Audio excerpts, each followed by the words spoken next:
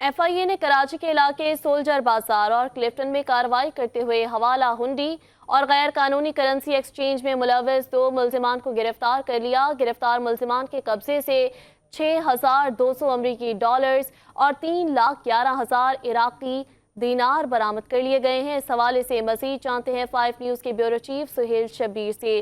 سہیل، بتائیے گا اس حوالے سے کیا تفصیلات سامنے آئی ہیں؟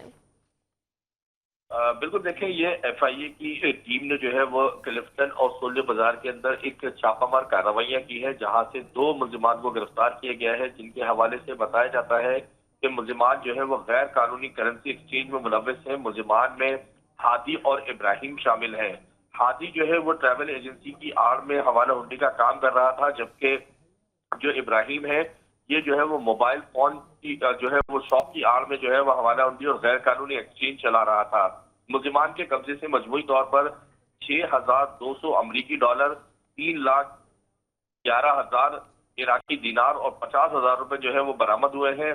ملزمان نے قومی خزانے کو لاکھوں کروڑوں روپے کا نقصان پہنچایا ہے، جس کے حوالے سے ان سے تحقیقات کی جا رہی ہے، جبکہ اس نیٹ ورک کے مزید جو ملزمان ہیں ان کی گرفتاری کے لیے بھی چھاپہ مار کارروائیاں کی جا رہی ہیں۔ سہیل، جی تفصیلات آپ ہمارے ساتھ شیئر کر رہے تھے، شکریہ۔